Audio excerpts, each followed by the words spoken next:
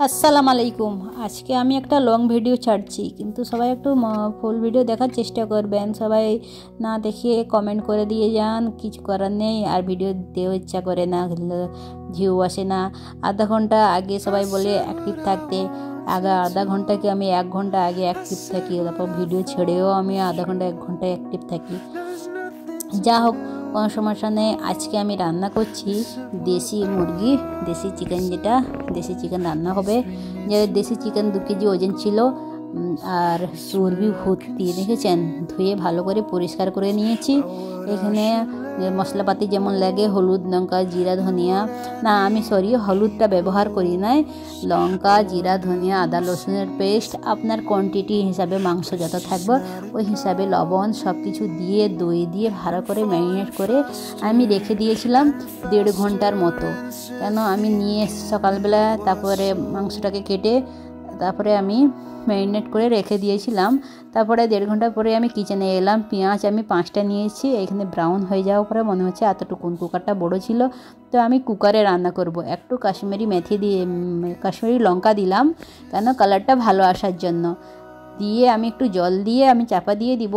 কুকারে কেন রান্না করছি, দেশি মুরগি একটু গলতে সময় লাগে।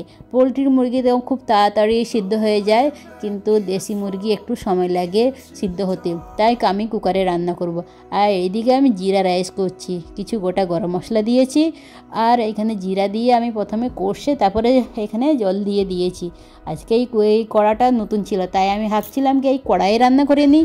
এইখানে জল দিয়ে দেখি কালারটা খুব সুন্দর চলে এসে পেঁয়াজের। আমি যে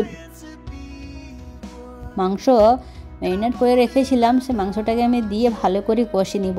আর মাংসটাকে যত বেশি কষা হবে দেখবেন ততই বেশি মাংসটা টেস্ট ভালো হবে, তাই না? আর যে কোনো সবজি রান্না করেন, মাছ রান্না করেন, মাংস রান্না করেন, যত বেশি করে কষবেন, যত সময় দিবেন, দেখবেন খুব ভালো রান্নাটা হবে। তো এইখানে আমি মাংসটাকে কষতে সময় লাগে। ভিডিও তৈরি করতে সময় লাগে 2-3 ঘন্টা, রান্না করতে আমাদের 2-3 ঘন্টা সময় লাগে। আমি ভিডিও আপলোডিং করি 3 মিনিটে। অনেক লোক আছে 3 মিনিটে দেখার ধৈর্য নেই। এই ধৈর্যটাকে না দেখলে ফেসবুকে আপনাদেরই রিচ এঙ্গেজমেন্ট বাড়বে না, তো আমারও বাড়বে না। কেন আপনারা তো শুধু দেখে চলে যাচ্ছেন। তো কিছু করার জন্যই এখন চেষ্টা করবেন। আমি কারো ভিডিওকে ফুল দেখার চেষ্টা করি, দেখার পরে আমি ভিডিওটাকে তখন আমি কমেন্ট করি। এবার ছোট কমেন্ট করি বা বড় কমেন্ট করি, 3 অক্ষর 3 লাইন 4 লাইনে অত কী লিখবো, আমি যতটা পারি ততটাই আমি কমেন্ট করি, ঠিক আছে। অনেকে বলে বড় বড় করে কমেন্ট করবেন, অত বড় কমেন্ট করতে পারি না, আর আমি কপি পেস্টও করি না। যতটা আমি লিখি অতটাই আমি কমেন্ট করে লিখি। এইখানে আমি জল দিয়ে দিয়েছি। জল দিয়ে আমি কুকারে 5 থেকে 6টা সিটি দিয়ে রেখে দিব ভাপে, তখন দেখুন মাংসটা গলে যাবে। এখানে শুধু কষা করেছি। আর এখানে জিরা রাইসও আমার হয়ে চলে এসছে। দেখেছেন কত সুন্দর ঝরঝরে, আর চালটা খুব বড় বড় লম্বা লম্বা ছিল। এর মধ্যে জিরা রাইসে আমি কালার দিব না, শুধু সাদা থাকবে।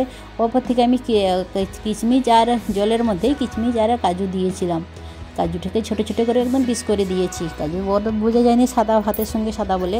কিশমিশটা একটু বোঝা যাচ্ছে, অল্প কিশমিশ দিলাম, কেন বাচ্চারা বেশি, আমার ছেলেমেয়েরা কিশমিশ আবার পছন্দ করে না। কিশমিশ তুলে খাবে, মেয়ে তো জিরা দিয়েছি যে জিরাটাকেও তুলে খাবে, এমন আমার মেয়ে, জানেন। তো কিছু করার নাই, ছোটো বাচ্চা তো যেমন চাই ওদেরকে বেছে ওই রকম দিতে হয়। তো এই যে আমার মাংসটাও হয়ে গেছে, অনেকক্ষণ রেখেছিলাম। 1 ঘন্টার পরে আমি চাপা খুলে দেখছি মাংসটা কিন্তু গলে গেছে। মাংসটা কালারটা কত সুন্দর এসেছে সেটা দেখেছেন। আর চর্বি ছিল বলে এত তেল উঠেছে, অনেক তেল। তো তেলটাকে আমি ফেলে দিব, এত তেল খাওয়া ভালো নয়, শরীরের পক্ষে খুব খারাপ। আমি যত রান্না করি সব অল্প তেলে রান্না করি। মাংসটা কিন্তু গলে কত সুন্দর হয়েছে, আর টেস্টটা খুব সুন্দর হয়েছে। তো এখানে ভাত তো আগে থেকে বের করে নিয়েছিলাম, তারপর মাংসটাও বের করে নিচ্ছি। চলেন আমি খেতে যাচ্ছি। ভিডিওটা ভালো লাগলে লাইক কমেন্ট শেয়ার করবেন। আল্লাহ হাফেজ।